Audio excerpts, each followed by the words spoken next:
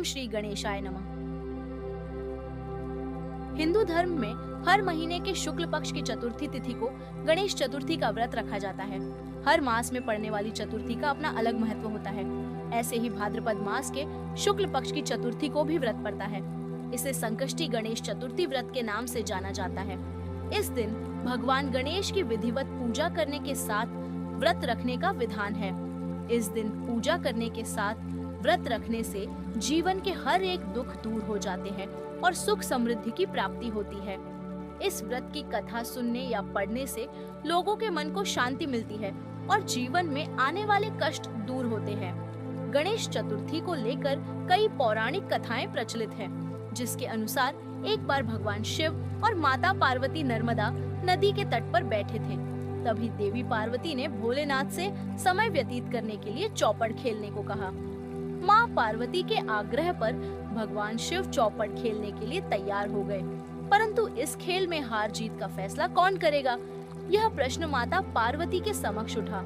ऐसे में भगवान शिव ने कुछ दिन का एकत्रित कर उसका पुतला बनाकर उसकी प्राण प्रतिष्ठा की और पुतले से कहा, हम चौपड़ खेलना चाहते हैं, लेकिन हमारी हार जीत का फैसला करने वाला यहाँ कोई नहीं है, इसलिए तुम्हें बताना होगा कि हम में से कौन जीता और कौन हारा।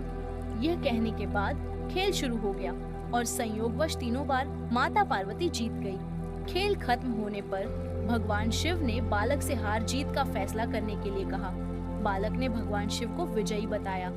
यह सुन माता पार्वती अत्यंत क्रोधित हो गई और क्रोध में आकर उन्होंने बालक को लंगड़ा होने और कीचड़ में पड़े रहने का श्राप दे दिया। माता पार्वती का क्रोध देखकर पुतला भयभीत हो गया और उसने अपने कृत्य के लिए माँ पार्वती से माफी मांगी और कहा कि माँ, मुझसे अज्ञानता के कारण ऐसा हुआ है, मैंने जानबूझकर ऐसा नहीं किया। बालक के क्षमा मांगने पर माँ पार्वती काफी भावुक हो गई और उन्होंने इस श्राप से निजात पाने का उपाय बताया। उन्होंने कहा कि यहाँ गणेश पूजन के लिए नाग कन्याएं आएंगी, उनके कहे अनुसार तुम भी गणेश पूजन करो, ऐसा करने से तुम मुझे प्राप्त करोगे। यह कहकर माँ पार्वती भगवान शिव के साथ कैलाश पर्वत पर चली गई। ठीक 1 वर्ष बाद उस स्थान पर नाग कन्याएं आई। नाग कन्याओं से बालक ने विघ्नहर्ता भगवान गणेश के व्रत और पूजन की विधि पूछा। पूजा विधि जानने के बाद उस बालक ने लगातार 21 दिन तक गणेश जी का व्रत और पूजन किया। उसकी भक्ति भाव से प्रसन्न होकर गणेश जी ने उस बालक को साक्षात दर्शन दिया और मनोवांछित फल मांगने को कहा। उस पर बालक ने कहा, हे विनायक, मुझे इतनी शक्ति दीजिए कि मैं अपने पैरों से चलकर अपने माता पिता के साथ कैलाश पर्वत पर पहुंच सकूं और वह देखकर प्रसन्न हो सके। कैलाश पर्वत पर पहुंचने के बाद बालक ने अपनी कथा भगवान शिव को सुनाई। चौपर वाले दिन से माँ पार्वती भोलेनाथ से नाराज हो गई थी। ऐसे में भगवान शिव ने भी बालक के बताए अनुसार 21 दिनों तक गणेश जी का व्रत और पूजन किया। इस व्रत के प्रभाव से माता पार्वती के मन में भगवान शिव के मन में माता पार्वती के लिए जो नाराजगी थी वो दूर हो गई। इसके बाद यह व्रत विधि भगवान शिव ने माता पार्वती को बताया। यह सुनकर माता पार्वती के मन में भी अपने पुत्र कार्तिकेय से मिलने की इच्छा हुई। कार्तिकेय से मिलने के लिए माता पार्वती ने विघ्नहर्ता भगवान जी का व्रत और पूजन किया। व्रत के 21वें दिन स्वयं माता पार्वती से मिलने आ गए। उस दिन से विघ्नहर्ता भगवान गणेश जी का यह व्रत अत्यंत फलदायी माना जाता है। इस दिन व्रत रखने और विधि विधान से पूजा अर्चना करने से भक्तों पर भगवान गणेश की विशेष कृपा बनी रहती है। पौराणिक मान्यताओं के अनुसार गणेश चतुर्थी की एक दूसरी कथा भी काफी प्रचलित है।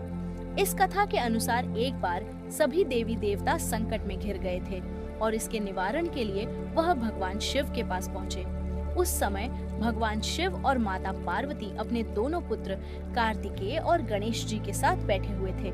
देवताओं की समस्या सुनकर भगवान शिव ने अपने दोनों पुत्रों की तरफ देखा और उनसे पूछा कि कौन इस समस्या का समाधान कर सकता है।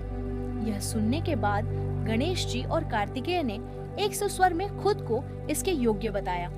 यह सुनने के बाद भगवान शिव काफी प्रसन्न हुए, लेकिन वह असमंजस में पड़ गए कि दोनों में से किसे इस कार्य को सौंपा जाए। ऐसे में भगवान शिव ने कहा कि दोनों में से जो सबसे पहले पूरी पृथ्वी की परिक्रमा करके आएगा वही देवताओं की मदद करने के लिए जाएगा। पिता की बात सुनकर कार्तिकेय अपने वाहन मोर पर बैठकर पृथ्वी की परिक्रमा करने चल पड़े। वहीं गणेश जी अपने सिंहासन से उठकर भगवान शिव और माता पार्वती के चरणों में बैठ गए।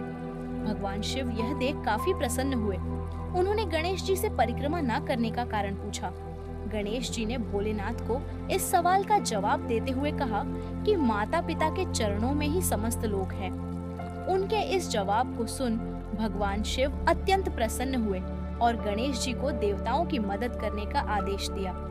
साथ ही कहा कि जो भी चतुर्थी के दिन विधि विधान से तुम्हारी पूजा अर्चना करेगा उसकी सभी मनोकामनाएं पूर्ण होंगी और कष्टों का निवारण होगा। ओम श्री गणेशाय नमः।